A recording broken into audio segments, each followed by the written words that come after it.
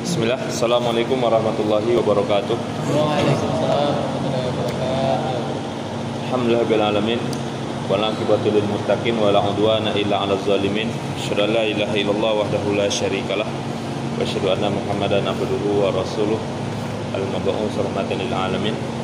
Allahumma shalli wa sallim ala nabiyyina Muhammadin wa ala alihi wa ashabihi ajmain. Rabbi shrah li sadri wa yassir li amri wahlul 'uqdatam min lisani yafqahu qawli. Allahumma la sahla illa ma ja'altahu sahla wa anta taj'alul husna idza syi'ta sahla. Qala tabaraka wa ta'ala al-yawma akmaltu lakum dinakum wa atmamtu 'alaikum ni'mati wa raditu lakumul Islam dinan. Ma ba'du. Alhamdulillah para ikhwan jamaah iktikaf yang insyaallah dimuliakan Allah Subhanahu wa taala. Bersyukur kita kepada Allah karena pada pagi hari ini kita kembali bisa berkumpul bermajelis ilmu. Ya, alhamdulillah meskipun semalam saya minta maaf karena berhalangan. Dan alhamdulillah hari ini mudah-mudahan nanti ke depannya juga bisa terus kita melanjutkan sampai selesai pembahasan kitab yang sudah kita sepakati untuk kita kaji, yang merupakan karangan atau susunan dari Ustaz Farid Ahmad Mubah. Ya, hidup banyak sekali, jangan salah jalan. Yang mana kemarin kita sudah sampai, kita bahas sudah bab yang kedua. Sekarang kita masuk bab yang ketiga, yaitu Islam sebagai jalan hidup, ya, atau pedoman hidup. Kalau mungkin kita pernah lihat atau pernah tahu ada istilah gini, ada ungkapan Islam is our way. Islam adalah jalan kami. Artinya apa? Ya, Islam itu adalah din yang dengannya diutus para nabi dan rasul. Ya. Jadi seluruh nabi dan rasul dari Nabi Nuh, ya, jadi nabi atau rasul yang diperintahkan untuk berdakwah itu mulai Nabi Nuh. Nabi Adam belum. Ya, jadi ketika Nabi Adam itu belum diperintahkan untuk dakwah, belum ada syariat. Ya, artinya di situ masih apa istilahnya? Masih pengembangan manusia, ya, masih sekadar melaksanakan apa yang Allah perintahkan. Tapi belum ada perintah untuk berdakwah. Adanya pada mulai masa Nabi Nuh, karena mulai banyak orang-orang yang keturunan dari Nabi Adam yang menyimpang, yang bahkan kemudian tidak menyembah Allah. Artinya mulai masa Nabi Nuh inilah mulai terlihat keberhasilan iblis untuk menyimpangkan anak Adam. Meskipun ya iblis sudah berhasil memperdaya Adam, ya. Nah, tapi lebih parahnya ketika keturunannya, tepatnya pada masa Nabi Nuh alaihissalam, ini baru mulai terjadi kesyirikan, ya, terjadi penyimpangan, yang mana awal sekali terjadi penyimpangan kesyirikan pada masa Nabi Nuh itu diawali dengan dibuatnya gambar orang-orang yang soleh. Dalam surat Nuh itu ada 5, ya, Yahud, Yagus, Suwa, Nasr. Jadi ada dulu di masa sebelum Nabi Nuh, ini ada 5 orang soleh. Ini sebelum Nabi Nuh, ya, yang kemudian orang soleh ini luar biasa kesolehannya. Tapi kemudian mereka meninggal, ya, dan oleh masyarakat sekitar itu merasa sangat sedih, Pak. Merasa sangat sedih sehingga dibuatkanlah gambarnya, dengan tujuan supaya kita bisa mengenang mereka dan supaya kesolehan mereka supaya terus teringat dengan kita, dan mudah-mudahan kita bisa mengikuti mereka. Awalnya hanya gambar, lukisan. Seiring berganti zaman, yang tadinya lukisan mulai dibuatkan patung.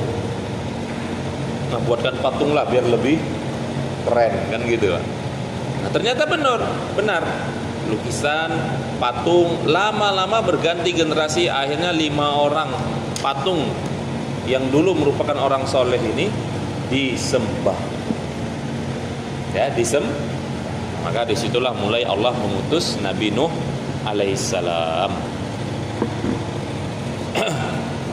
Jadi dari Nabi Nuh sampai Nabi Muhammad itu seluruh yang dibawa, yang diperintahkan untuk dakwah itu adalah Islam. Jadi jangan kita pikir yang bawa Islam itu hanya Nabi Muhammad. Seluruh Nabi dan Rasul itu agamanya satu. Ya, Islam, hanya saja beda-beda syariatnya. Syariatnya yang berbeda. Namun syariat yang paling sempurna, yang sudah disempurnakan oleh Allah adalah syariat yang dibawa oleh Nabi Muhammad sallallahu alaihi wasallam. Yang mana kata Rasulullah, seandainya hari ini Musa, jadi pernah Rasulullah mendapatkan seorang sahabat itu masih suka baca Taurat. Jadi masih ada sisa-sisa Taurat, lembaran-lembaran Taurat sisanya ya, enggak secara utuh, itu masih dibaca oleh seorang atau beberapa orang sahabat ketika itu. Maka ketahuan oleh Rasulullah marah sambil mengatakan, seandainya Musa masih hidup hari ini, pada masa itu ya, seandainya Musa masih hidup, maka Musa tidak punya pilihan kecuali harus ikut kepada. Artinya apa? Tinggalkan syariatnya. Tapi kan Nabi Musa sudah wafat. Artinya apa? Syariat Nabi Musa sudah lewat. Artinya ketika Rasulullah datang membawa Al-Quran, membawa Islam yang kemudian menghapuskan syariat-syariat sebelumnya, maka tak boleh lagi ada syariat selain Islam yang dibawa oleh Rasulullah. Meskipun seluruh agama, seluruh para Nabi dan Rasul itu agamanya Islam. Jadi jangan pernah kita berpikiran, Pak, Isa itu bawa agama Nasrani, Musa bawa agama Yahudi. Nggak ada, semuanya mengajak untuk menyembah Allah, mengesahkan Allah, mentauhidkan Allah, ya kan? Ada nabi yang nyuruh nyembah selain Allah? Nggak ada. Nah, maka perintah, ajakan, dakwah yang mengajak untuk menyembah Allah itu Islam. Nah, cuman pengikutnya yang kemudian menyimpang, ya, dari jalan yang lurus. Dalilnya surat Asy-Syura ayat 13. Syara'a lakum minad din ma wassa bihi Nuha walladzi auhayna ilaika wa ma wassayna bihi Ibrahim wa Musa wa Isa an aqimuddin wa la tatafarraqu fih. Ya, Asy-Syura ayat 13. Allah telah mensyariatkan bagi kamu, bagi kalian, ya, tentang agama yang telah diwasiatkannya kepada Nuh. Jadi apa yang Allah syariatkan kepada Nabi Muhammad sallallahu alaihi wasallam itu juga dulu disyariatkan kepada Nabi Nuh. Dan apa yang telah kami wasiatkan kepada Ibrahim, Musa dan Isa. Nuh, Ibrahim, Musa, Isa, Muhammad. Ini 5 ini merupakan Nabi apa? Ulul Azmi. Rasul Ulul Azmi. Ya. Kenapa dikatakan Ulul Azmi minar Rusul? Karena mereka berlima adalah Rasul yang paling berat ujiannya, yang paling terlihat kesuksesan atau pengaruh syariatnya paling terlihat. 5 ini. Yang lain ya terlihat juga, tapi enggak seperti terlihat 5 Rasul ini. Nah, 5 ini semuanya Rasul, Nabi sekaligus juga Rasul. Rasul sudah pasti Nabi, Nabi belum tentu Rasul. Nanti kalau bahas perbedaan Nabi dan Rasul nanti ada lagi. Nah, ini dalil bahwasanya dari Nabi Nuh sampai Nabi Muhammad itu wasiatnya sama. Apa wasiatnya? An aqimuddin wa la tatafarraqu fi. Tegakkan agama dan jangan berpecah belah. Dulu para Nabi dan Rasul itu kan banyak. Jumlah Nabi seluruhnya berapa, Pak? 13.000, 12.000, berapa lagi? Bawalah 124.000 Jauh. 124.000. Makanya saya pikir dulu berarti jangan-jangan di Indonesia juga dulu mungkin ada nabi yang diutus. Ya, ada nabi yang diutus. Rasulnya 313, artinya dari 120.000 sudah termasuklah rasulnya. Tapi yang rasul hanya 313. Seluruhnya Islam yang dibawa. Cuman syariatnya berbeda. Ya. Contohnya kalau Nabi Musa itu, Pak, syariat Nabi Musa, orang kalau sudah tobat, buat dosa besar gitu kan, tapi kemudian dia mau tobat, nah itu harus hukum, harus dirajam, harus dibunuh. Beda sama kita. Beda kalau kita misalnya syariat Nabi Muhammad ada yang berzina, kemudian sadar tahu, tobat, ya sudah, nggak usah ngelapor gitu loh, nggak usah ngelapor sama penguasa, cukup tobat sama Allah, selesai, sah tobatnya, sudah selesai. Tapi kalau syariat Nabi Musa nggak bisa. Kalau dia sadar pezina misalnya, dia mau bertobat, maka dia harus dibunuh, harus dirajam. Tobat, tapi tetap hukuman itu tetap berjalan. Itu salah satu perbedaannya, ya. Nanti tangga Nabi Isa, Nabi Ibrahim, yang lain-lain lagi. Nah, semuanya membawa risalah yang satu, yaitu Islam. Berserah diri kepada Allah, tunduk dan patuh hanya kepada Allah. Ya. Dalil yang kedua, surat Al-Anbiya ayat 25. Wa ma arsalna min qablika mir rasul illa nuhi ilaihi annahu la ilaha illa ana fa'budun. Kata Allah, dan kami tidak mengutus seorang rasul pun sebelum kamu, wahai Muhammad.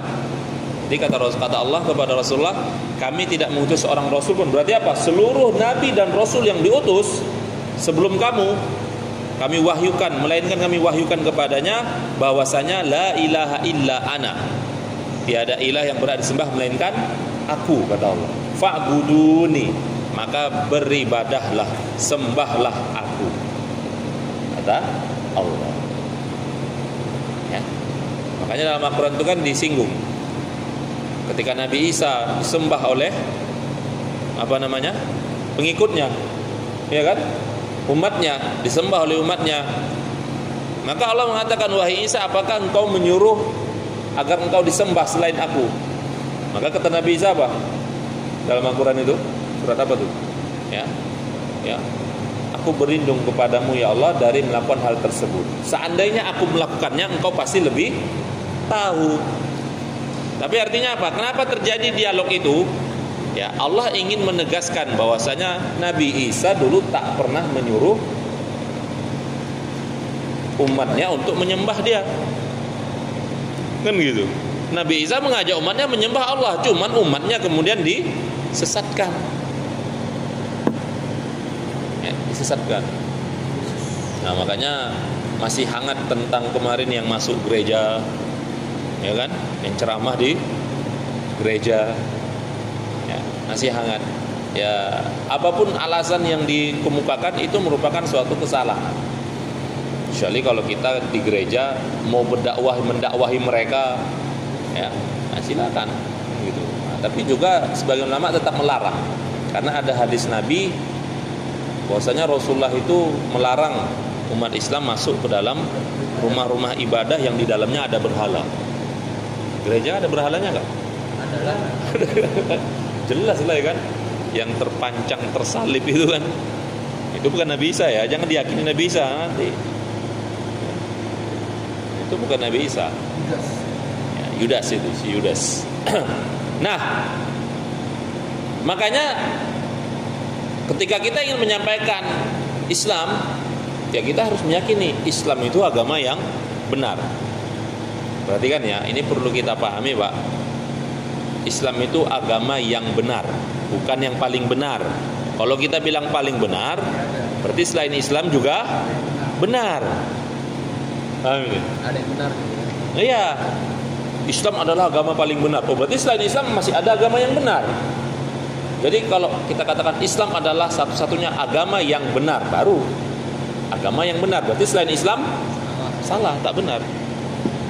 Gara-gara ini kita dibilang jangan menyalah-nyalahkan agama orang lain. Mana pula? Ya. Ya kita meyakini agama kita lah yang benar, dan kita tidak meyakini selain Islam itu benar. Urusan toleransi itu urusan lain, ya kan? Urusan toleransi itu urusan yang lain. Nah, tapi kan kalau kemarin yang di gereja itu kan nggak gitu ngomongnya, ya kan? Gereja ngomongnya kan nggak gitu.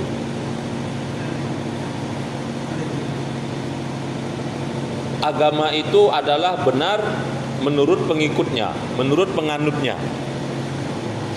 Nah, dia nggak tegas di situ gitu. Saya yakin kemarin beliau itu ketika ceramah di gereja itu sebenarnya apa ya? Enggak apa juga, enggak apa namanya? Enggak nyaman juga sebenarnya. Nampak menolak hati nurani itu kan dari perkataannya. Tapi karena apa ya? Ya karena pesanan, karena amplop mungkin ya, nggak tahu juga ya. Alhamdulillah. Yang artinya di situ seakan-akan dia ya mengakui, artinya ada rasa menerima adanya agama selain Islam itu nggak ada masalah. Maka kan wala wal bara harusnya tidak seperti itu. Ya, wala wal bara dalam hal akidah tidak boleh seperti itu. Nah, itu. Kemudian Islam dalam Al-Quran pertama disebut urwatul wuthqa. Dalilnya surat Al-Baqarah 256. La ikraha fid din qad tabayyana rusydu minal ghayy faman yakfur bit taghut wa yu'min billah faqad istamsaka bil urwatil wuthqa la infisama laha wallahu samiun alim. Tidak ada paksaan untuk memasuki agama ini. Sesungguhnya telah jelas yang benar daripada yang sesat. Maka barang siapa yang ingkar kepada taghut, taghut itu apa? Yang diibadahi, yang ditaati selain Allah, itu taghut namanya. Dan beriman kepada Allah, maka sungguh dia telah berpegang kepada buhul tali yang amat kuat, urwatul wuthqa, yaitu Islam. Artinya apa? Inti daripada ajaran Islam itu la ilaha illallah Muhammadur Rasulullah. Itu intinya. La ilaha, kita menafikan tidak ada sesuatu pun yang berhak untuk diibadahi. Dinafikan semua, dihilangkan, ditolak semua. Kemudian kita tetapkan illallah, kecuali hanya Allah saja. Makanya dulu ketika Rasulullah mendakwakan Islam pada masyarakat Mekah, mereka paham betul la ilaha illallah itu, Pak. Nggak bisa saya katakan dulu orang-orang musyrik Mekah itu lebih paham la ilaha illallah daripada kebanyakan umat Islam hari ini. Hari ini umat Islam banyak la ilaha illallah, tapi syirik main juga, dukun main juga ada.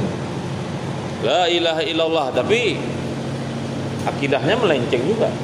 Kenapa? Nggak ngerti, nggak paham la ilaha illallah itu apa. Ya, makanya orang-orang musyrik dulu mengatakan Muhammad mencela Tuhan-Tuhan kami, Muhammad menghina Tuhan-Tuhan kami. Padahal Rasulullah itu bukan mencela Tuhan, mereka mengatakan Tuhan kalian tuh jelek, Tuhan kalian apa? Lucu, bukan gitu maksudnya. Maksud mencela itu apa? Ya tadi Rasulullah itu apa? Menafikan, menolak semua Tuhan-Tuhan mereka itu. Mereka bahasakan dengan mencela. Artinya Muhammad mencela kita, selama ini kita sembah berhala kita itu, Tuhan-Tuhan kita itu, ternyata diingkari, diapai oleh Muhammad, ditolak oleh Muhammad. Berarti kan dia mencela Tuhan-Tuhan kita. Itu maksud. Makanya kita nggak boleh mencela agama lain, Pak. Ya, nggak boleh. Kita bilang sama orang Kristen apa misalnya, Tuhan kalian nggak pakai baju telanjang. Apa Tuhan apa itu? Nggak boleh. Ngapain kita bilang kayak gitu? Ya, kita bilang Tuhan kalian kok gajah ya, kok hewan ya? Orang apa itu? Agama apa? Hindu. Ya, Hindu kan Tuhannya ada yang kayak gajah, ya kan? Jumpa apa aja Ada yang kayak monyet, sapi. Tak usah, tak boleh. Menghina, mencela agama lain tak boleh. Kenapa? Kata Allah, la tasubbu, ya, janganlah kalian menghina sesembahan mereka.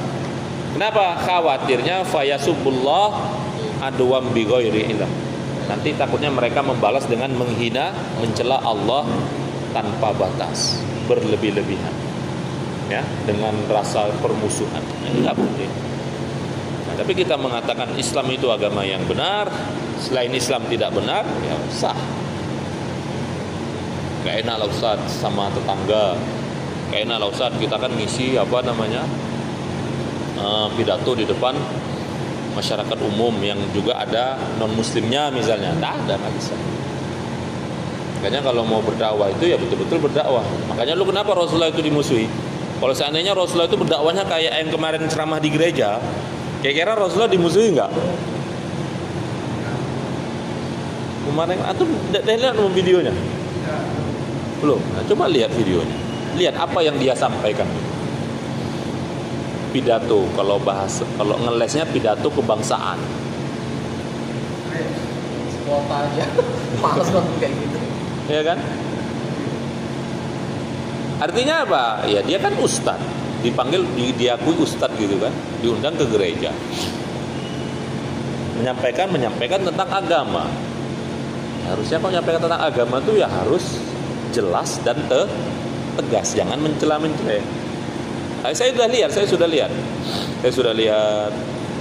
Makanya timbul kalau seandainya dulu Rasulullah berdakwahnya kepada orang-orang musyrik seperti dia itu, maka beliau tidak akan dimusuhi, pasti malah ditepuk tangan ini. Mereka kan yang di gereja itu dikasih tepuk tangan. Sama siapa? Sama jamaatnya lah. Gitu. Artinya wah inilah ustadz yang benar itu yang kayak gini gitu. Ya. Tapi kalau yang tegas, ustaz kita, nah itu enggak dibenci mereka itu orang kafir. Ya. Maka seperti itu. Yang kedua, Islam itu disebut kalimat thayyibah. Ibrahim ayat 24. Alam tara kaifa daraballahu masalan kalimatan thayyibah kasyajaratin thayyibatin asluha sabit wa far'uha fis sama'. Tidakkah kalian perhatikan bagaimana Allah telah membuat perumpamaan kalimat yang baik seperti pohon yang baik, akarnya teguh, cabangnya menjulang ke langit. Akarnya dalam, cabangnya tinggi. Kalimat thayyibah, pohon yang baik. Allah mengumpamakan Islam itu seperti pohon yang kokoh, akarnya dalam, tumbuhnya tinggi. Pohon apa itu? Ini ayat ini maksudnya pohon apa? Kurma. Pohon kurma. Kurma itu akarnya dalam. Kenapa kurma itu akarnya dalam? Ya, karena di padang pasir. Karena padang pasir, kalau nggak dalam, Tumbang. dia tumbang. Ya kan? Kalau kurma itu macam akar pohon nangka, ya akar sawit ya selesai. Nah, akar sawit itu tumbang malah. Ya Pak Abdurrahman. Asluha sabit wa far'uha fis sama. Akarnya itu menjulang, menancap ke dalam. Dia jauh. Jadi akar kurma itu sampai menembus bukan hanya lapisan pasir aja, sampai masuk ke tanah yang keras dan itu dalam gitu. Sehingga kokoh dia, kuat. Ya, bayangkan kurma yang tumbuh di padang pasir aja kuat luar biasa. Ya, bagaimana kalau kurma itu tumbuh di tanah kita? Ya, maka akan lebih susah lagi untuk mencabut. Nah, itu apa? Islam. Artinya apa? Orang yang betul-betul menjalankan Islam, yang tauhidnya betul-betul lurus, mengamalkan, mengaplikasikan tauhid, maka dia seperti pohon kurma. Kokoh. Ya, dari semua aspek lah. Tauhidnya, ibadahnya, akhlaknya. Ya. Nah, makanya kalau kita betul-betul menjalankan Islam, Pak, ya, betul-betul menerapkan Islam, itu orang-orang kafir tidak suka. Orang-orang kafir itu tidak akan suka. Makanya hari ini kita lihat mereka berusaha untuk menjelek-jelekkan Islam. Di Indonesia nggak usah jauh-jauh lah. Di Indonesia kita yang mayoritas Islam, kita lihat coba, ya, orang-orang kafir atau mungkin orang-orang munafik bahkan, ya, seringkali kalau yang melakukan suatu penyimpangan itu seorang muslim atau muslimah, itu yang ditonjolkan apanya? Islamnya, bukan pribadinya, bukan individualnya. Yang kemarin kasus apa tuh? Nisa Sabian. Oh, habis betul itu, Pak. Penyanyi religi, berhijab pula, berjilbab pula. Masya Allah. Wah, digoreng mereka bisa-bisan. 2 minggu kayaknya tuh berita tuh nggak bisa-bisa tengok. Wah, percuma pakai hijab. Ternyata begitu. Wah, muncullah tuh setan-setan wanita yang nggak berhijab itu pada muncul semua. Komentari yang wah tidak. Jadi kalau yang melakukan itu Islam itu dibutuhkan Islam. Artinya apa? Kalau ada pribadi oknum muslim atau muslimah yang melakukan kesalahan, wah itu mereka orbitkan habis-habisan. Tapi kalau sebaliknya, kalau yang malah melakukan kebaikan malah ditutupi. Nah, ini harus kita sadari, ini termasuk diantara strategi mereka tuh gitu. Tapi kalau yang bagus-bagus, ya kan, yang suka membantu, nah itu malah ditutupi. FPI itu yang dimunculkan ke publik apanya? Sweepingnya. Tapi yang bantu korban banjir ada. Oh, saya kemarin lihat status orang Cina, Cina, Indonesia, dia menentang habis-habisan FPI itu dibubarkan. Dia bilang apa? Dulu kami kena musibah, kena bencana, FPI lah yang membantu kami, bukan pemerintah, kataku. Kenapa FPI malah dibubarkan? Itu yang ngomong orang kafir, Pak. Orang Cina itu. Ini malah ada yang ngaku muslim malah benci dengan FPI. Artinya apa? Saudara kita, mereka saudara kita. Ya, sedikit lebih kurang ada kekurangannya banyak, ya wajar lah. Mana ada kelompok organisasi yang sempurna semua, mana ada. Satu sisi mereka ma'rufnya nahi mungkarnya luar biasa. Terus sukarela sukarela dalam membantu bencana-bencananya luar biasa. Hah? Tapi itu berusaha dibenam. Ya. Nah, begitu juga pembunuhan karakter. Artinya bagaimana supaya ulama-ulama atau tokoh-tokoh umat Islam yang lurus itu dibunuh karakternya. Minimal dilecehkan, minimal tidak dihormati. Coba sekarang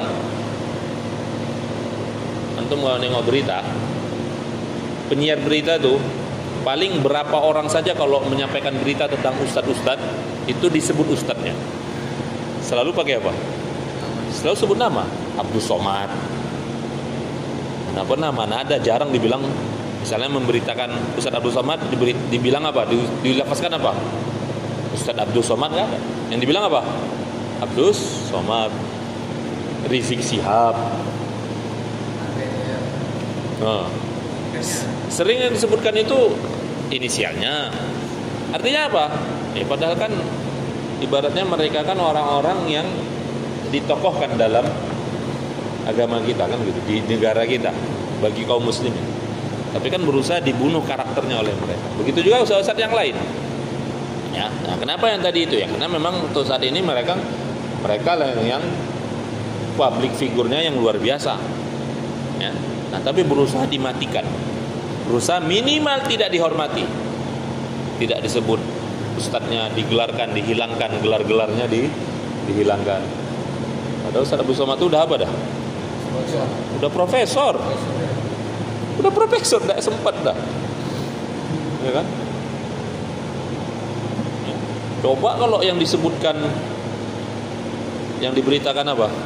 Kelompok mereka, wah, nggak ketinggalan tuh gelarnya disebutkan. Insya Allah. Jadi seperti itu, ya. Tapi memang nggak usah heran ya. Maka sejak zaman Nabi sudah dapat seperti itu. Rasulullah itu bagaimana?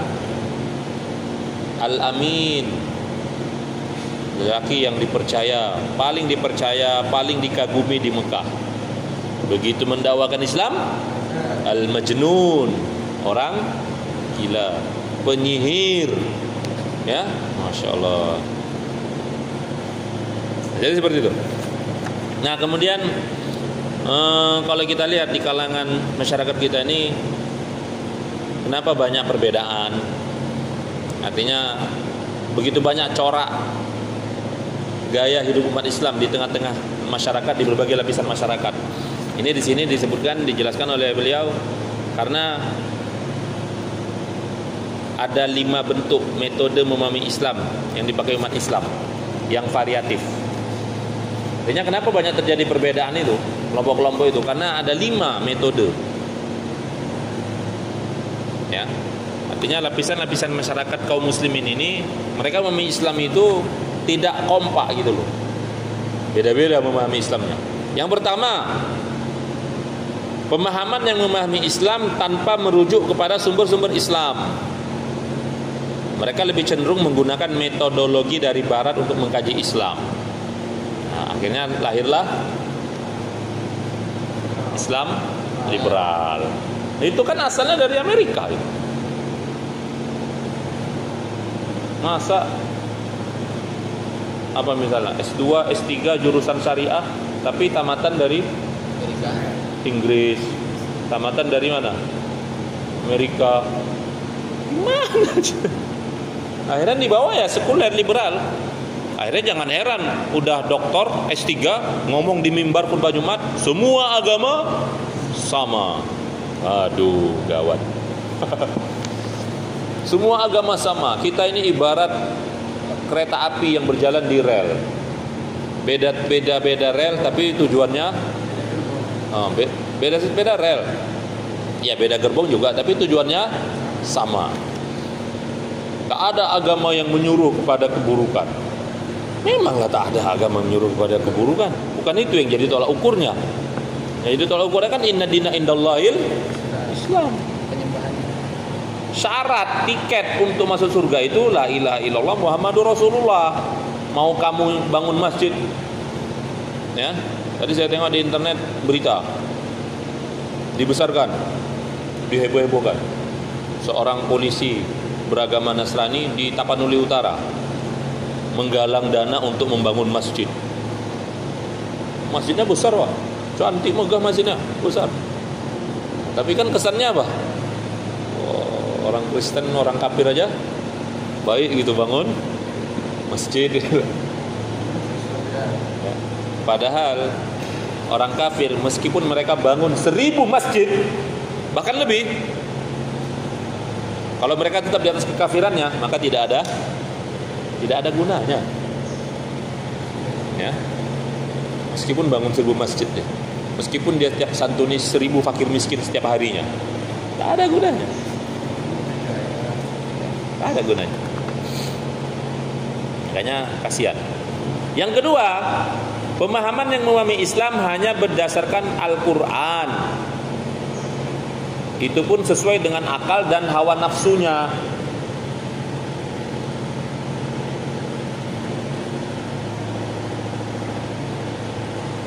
Ya, pemahaman yang memahami Islam hanya berdasarkan Al-Quran saja.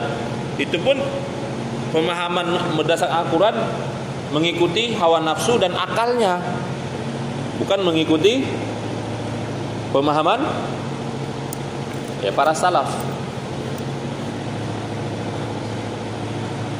Para salaf itu siapa? Ya sahabat, tabi'in, tabi'in dan generasi setelahnya. Ya, imam mazhab yang 4. Terus ya. Makanya jangan heran kemarin pernah saya dengar ada salah satu kelompok ya yang menghalalkan tikus. Menghalalkan tikus. Ya, kelompok ini hanya menjadikan Al-Quran sebagai sumber pemahamannya. Jadi tikus dihalalkan. Karena menurut dia tak ada di Al-Quran, tak ada dibahas tentang keharaman tikus. Ada Al-Quran bilang tikus? Mana ada? Tikus itu di mana adanya? Hadis. Tikus itu termasuk hewan yang diperintahkan untuk dibunuh. Nah, hewan yang diperintahkan untuk dibunuh itu haram. Hewan yang dilarang dibunuh juga haram. Ini malah boleh dimakan.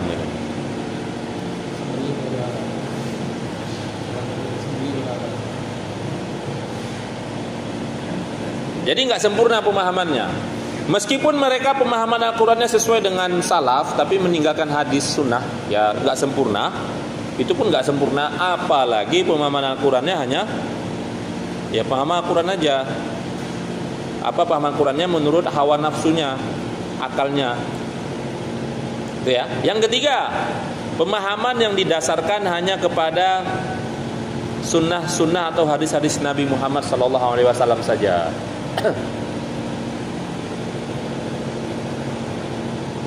Nah ini 2 dan 3 ini bertolak belakang ya kan. Kalau yang 2 ya Al-Quran saja, kalau yang nomor 3 hadis saja ya. Kalau yang nomor 2 ini namanya ingkarus sunnah, kalau nomor 3 ingkarul Quran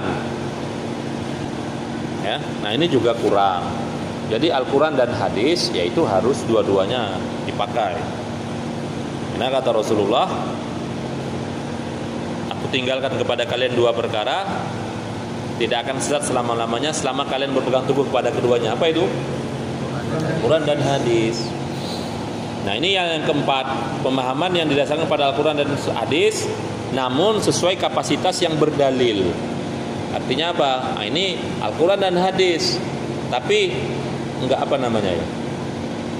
Enggak kembali kepada pemahaman para ulama. Bisa jadi mereka pakai pemahaman sendiri, atau bisa jadi nyari pendapat yang paling enak. Nah, ini juga masih kurang. Memang sudah Al-Quran dan hadis ya, ini masih kurang.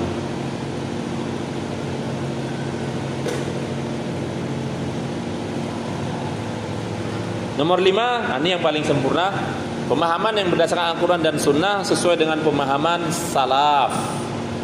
Tentunya salaf soleh ya. Ya, pemahaman yang berdasarkan Al-Quran dan hadis atau Sunnah sesuai dengan pemahaman para salafus soleh. Nah, jadi di sini yang nomor 5 ini yang paling lengkap. Ya.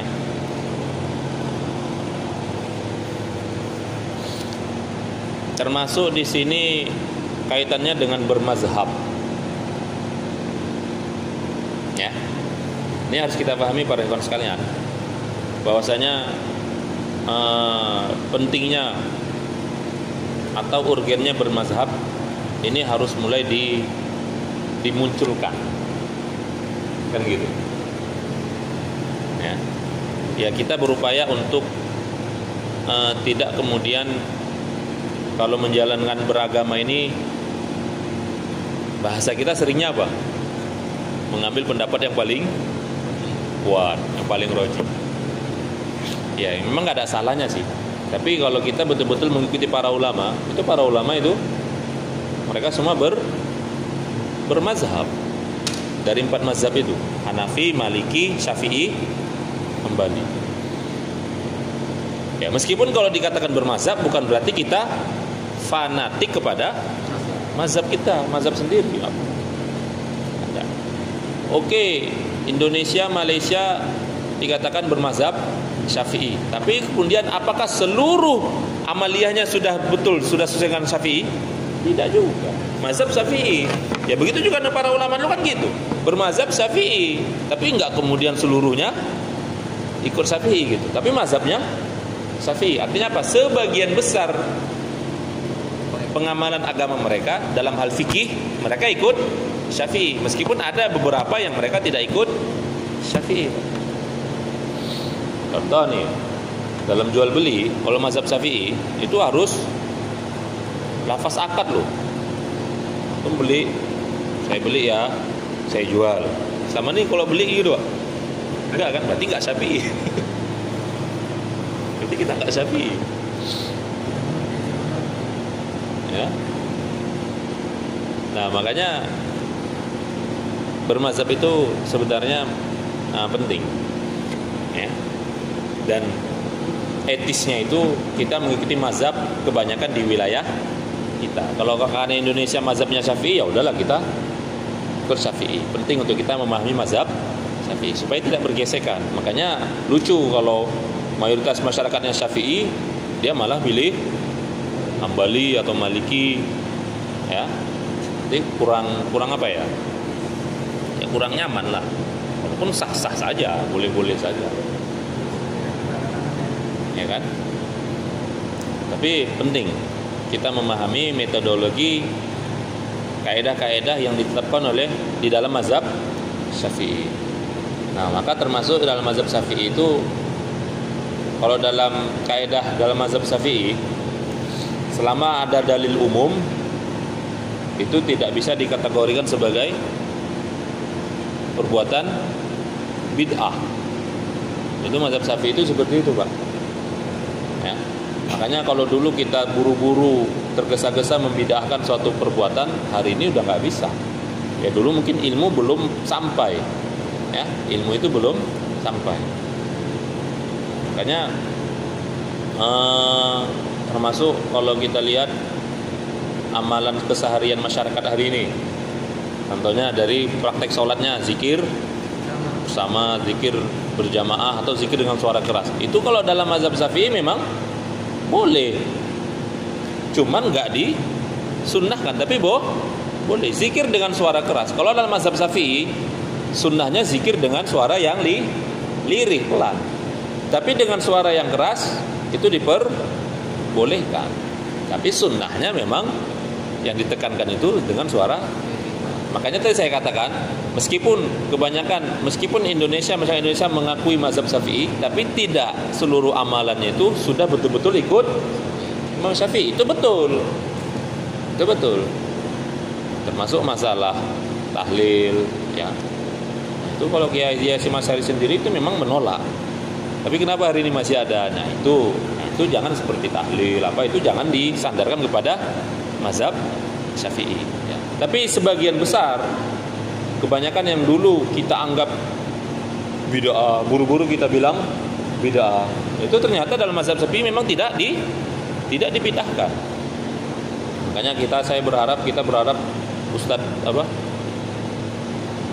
Faruk, ya, Ustadz Faruk Sinambela bisa segera pulang, ya, untuk kemudian ya tadi mengembangkan artinya lebih memahamkan kepada kita mazhab Syafi'i itu, ya, supaya tidak berbenturan. Makanya termasuk kalau memang kita komitmen ingin bermazhab Syafi'i, ya kan, maka berarti sholat subuh harus kunut. Bukan haruslah, kunut, sunnahnya kan kunut. Ya. Makanya ya saya pribadi kadang gitu kan. Kalau saya sendiri memang sudah dari dulu memang udahlah ikut Syafi'i gitu kan. Tapi sholat subuh sendiri rasanya ya kalau bermakmum ya kita ikut gitu kan. Tapi kalau sholat sendiri kadang masih belum gitu kan. Nah, jadi makanya masih keliru sebenarnya. Ya walaupun bukan berarti apa kan gitu. Tapi artinya begitu. Kalau dalam mazhab Syafi'i itu apalagi sampai tingkat sunnah harusnya kita ikut kan gitu kan. Harusnya kita amalkan kunut itu. Ya. Boro-boro sampai dibilang bid'ah pula ya gawat lah. Ya. Makanya yang bilang bid'ah itu kan Hanafi. Tapi yang lucunya yang bid'ahkan ngaku ikut Hambali. Padahal Imam Ahmad bin Hanbal sendiri tidak membid'ahkan. Beliau ambil jalan tengah. Beliau tidak mengatakan kunut subuh itu bid'ah, tidak ngomong seperti itu. Tapi pengikut mazhab Hambali malah membid'ahkan. Ya. Nah, kelompok itu tahu lah untuk siapa. Dianggap hadisnya lemah lah segala macam. Seperti itu. Kemudian udah pada mandi, Pak? Udah pada mandi? Saya belum. Sholat Jumat? Belum ya? Belum. Terakhir ya, sedikit lagi. Karena mau Jumat, jadi nggak terlalu lama. Terakhir di sini dibahas tentang La ilaha illallah Muhammadur Rasulullah, syahadatain. Ini sebenarnya kajian tauhid, pembahasan tauhid. Ya, karena tadi inti dari ajaran Islam itu apa? Tauhid. Inti dari Islam itu tauhid. Nah, maka dibahas syarat tauhid itu, syarat la ilaha illallah itu ada 7. Ada 7 syarat la ilaha illallah. Ilmu, yakin. Ya. Yang pertama ilmu. Artinya kita berilmu bahwasanya hanya Allah lah yang berhak diibadahi. Kita tahu. Makanya orang yang masuk Islam kafir, tadinya kafir masuk Islam. Artinya apa? Dia mulai sadar gitu, Pak. Baru mendapatkan kesadaran, terbuka pikirannya bahwasanya oh, ternyata ada satu zat Rob yang harus disembah, yaitu Allah, salah satunya. Makanya mereka masuk Islam, menerima itu. Makanya kan lucu kalau dibilang sudah seorang muslim tapi nggak tahu siapa yang mau diibadahi. Lucu. Kan kita tahu siapa yang mau kita ibadahi, Allah. Nanti berilmu tentang itu, tentang la ilaha illallah. Yang kedua yakin terhadap la ilaha illallah. Jangan ragu-ragu. Apa iya ini agama yang benar? Jangan-jangan Nasrani yang benar, jangan Kristen. Coba-cobalah masuk. Enak lagi kan, ibadahnya cuman seminggu sekali. Itu pun nyanyi-nyanyi, dosanya sudah ditebus. Sudah ditebus sama siapa? Bapak. Sama Yesusnya. Enak ya kan? Mana tahu mau coba-coba Ilyas? Coba dosanya. Kan enak. Dosa-dosanya dihapus. Ya. Enak kali ya, dia buat dosa orang yang menanggung. Ya. Jadi yakin. Dalilnya surat Al-Hujurat ayat 15. Tadi yang pertama dalilnya surat Muhammad ayat 19. Yang ketiga, qabul, menerima. Artinya menerima la ilaha illallah dengan hati, ucap dengan lisan, dan dipraktikkan dengan perbuatan. Ya jangan la ilaha illallah tapi belum menerima hatinya. La ilaha illallah Muhammadur Rasulullah, hayya 'alas shalah. Nantilah belum dapat hidayah. Ya. Menerima, qabul, menerima. Dalilnya surat As-Saffat ayat 35 36.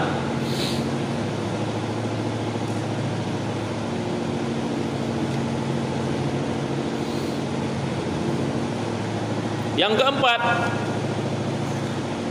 tunduk atau patuh. Ya, tunduk atau patuh kepada la ilaha illallah. Ya, arti tunduk patuh itu kan pasrah, menyerahkan diri. Islam itu sendiri artinya apa? Selamat, memasrahkan diri, tunduk. Ya. Ya kalau dikatakan kenapa tunduk? Tunduk kepada Allah. Tunduk atas apa yang Allah perintahkan ya kerjakan. Luqman ayat 22 dalilnya. Yang kelima jujur, sidqun. Ya artinya jujur itu ya apa ya? Ya benar. Maksudnya sama di hati, apa yang ada di hati sama dengan yang ada di lisan dan di perbuatan. Makanya orang-orang munafik nggak dapat ini, poin kelima ini nggak dapat ya. Ya kan orang-orang munafik. Mulutnya mengatakan beriman, kami Islam, kami mukmin, tapi hatinya tidak. Perbuatannya tidak. Yang keenam ikhlas. Artinya menjadikan seluruh ibadah kita itu hanya untuk Allah. Al-Bayyinah ayat 5. Dan surah Bayyinah ayat 5. Yang terakhir, yang ketujuh, mencintai kalimat la ilaha illallah dan orang-orang yang mengucapkannya. Artinya mencintai kalimat la ilaha illallah juga mencintai orang-orang yang beriman.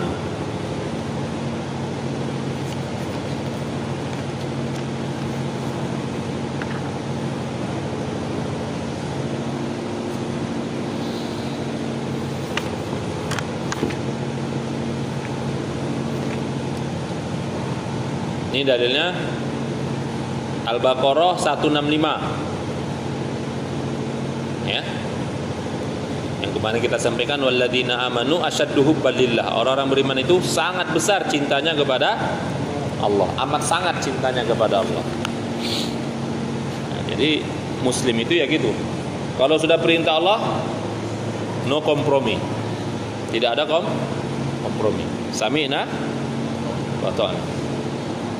Kemudian yang terakhir, 4 syarat yang berkaitan dengan Muhammadur Rasulullah. Nah, kita kan tadi la ilaha illallah Muhammadur Rasulullah. Jadi kalau tadi la ilaha illallah 7 syaratnya, Muhammadur Rasulullah 4 syaratnya. Barulah tauhid kita itu benar. Tauhid kita itu sempurna. Nah, apa syarat Muhammadur Rasulullah? Yang pertama,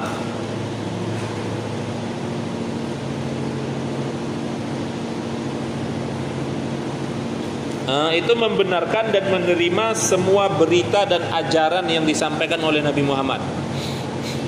Jadi apa yang diperintahkan oleh Rasulullah itu diterima, diamalkan. Berita-berita yang disampaikan oleh beliau kita benarkan. Ya, hadis-hadis tentang akhir zaman, hadis-hadis tentang halal haram, nah, itu harus kita benarkan. Yang kedua, mengerjakan apa yang beliau perintahkan.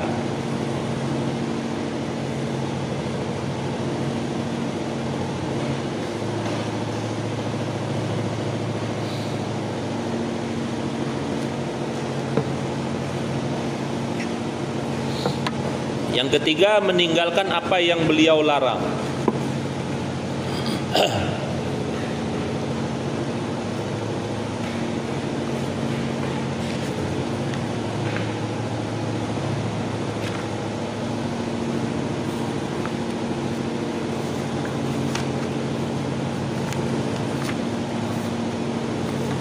Dan yang terakhir, tidak beribadah kecuali dengan apa yang beliau syariatkan.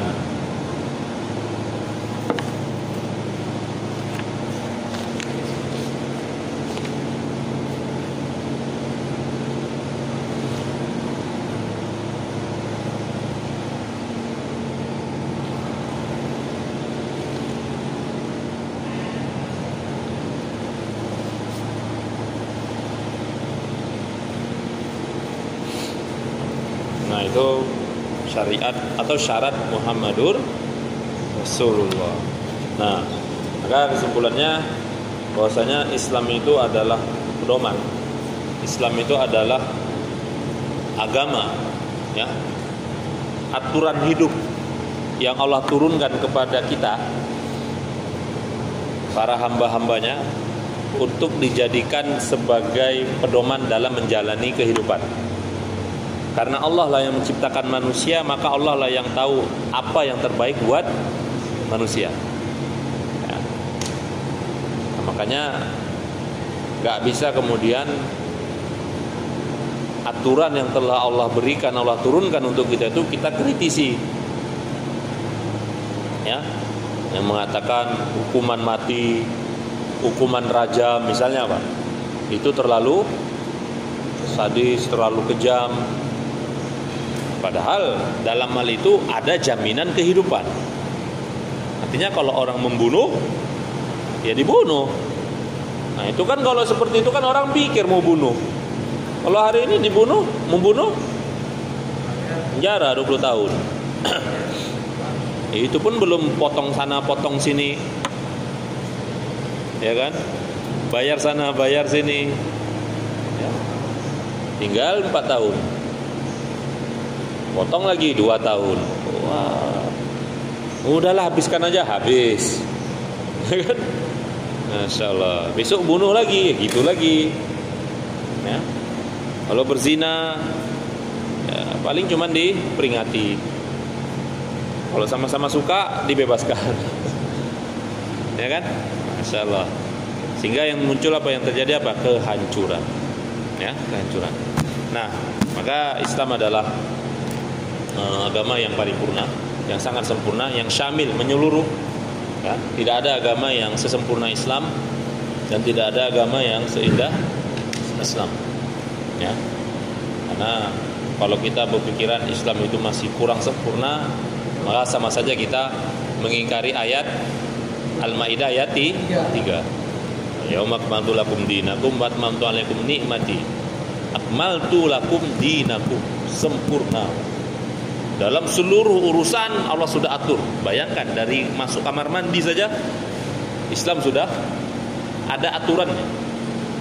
Makanya bodoh kalau ada tokoh mengatakan kalau ngurus negara jangan bawa-bawa agama. Seakan-akan mengatakan agama itu nggak ngerti soal ngurus negara. Di dalam agama itu nggak ada petunjuknya, nggak ada aturannya. Bagaimana mungkin nggak ada aturan? Masuk kamar mandi saja ada aturannya loh, yang remeh kayak gitu. Apalagi masalah mengatur negara, mengatur dunia. Insyaallah, ya. Nah, ini perkataan orang-orang kafir, orang-orang munafik yang ingin melemahkan, ya, ingin melemahkan semangat orang-orang Islam, umat Muslim, kaum muslimin untuk menegakkan syariat Islam. Tapi mudah-mudahan bermanfaat.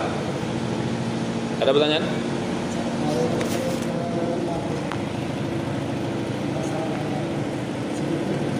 Hah? Nomor?